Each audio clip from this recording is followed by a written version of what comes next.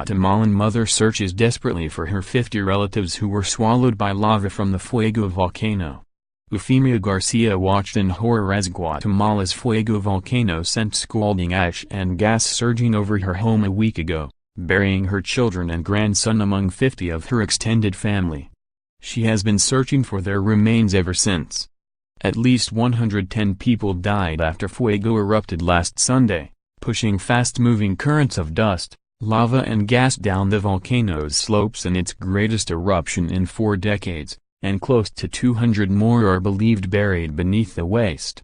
Among them, Garcia believes, her 9 siblings and their families as well as her mother, her own grown-up children and a grandson, making her family possibly the hardest hit in a disaster that officials admit was made worse by delays in official warnings.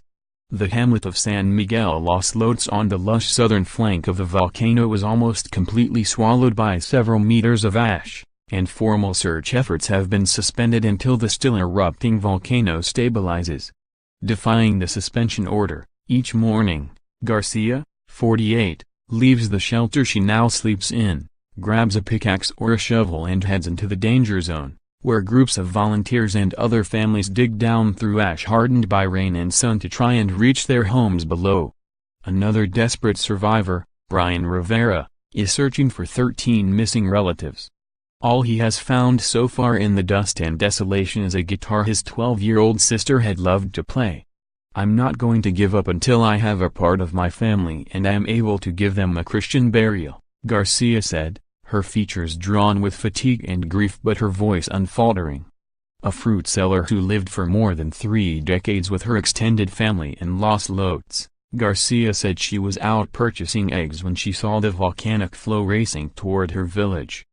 She sprinted back to her family's homes, where uncles and a brother, children and cousins were preparing for a lunch to celebrate a sister visiting from a nearby town. Rapping furiously at one door after the next, she cried for them to flee. Few heeded the warnings. Her 75-year-old mother decided she could not outrun the danger. "Let God's will be done," she said. Desperate, Garcia ran, jumping over fences together with fleeing neighbors.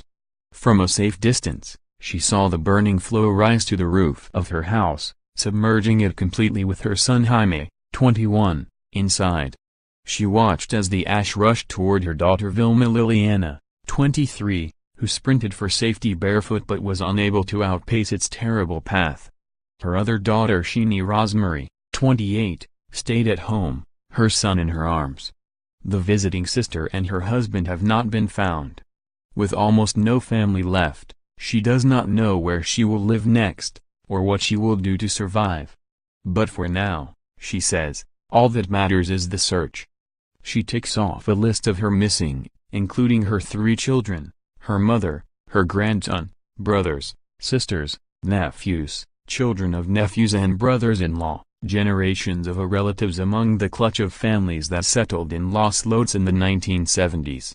The only survivors are Garcia and a brother who long ago moved away. "I've looked here in the morgue and in another morgue, but there is no sign of them," she said, standing in front of a row of coffins at a makeshift mortuary. "My family is buried. All 50 of them,"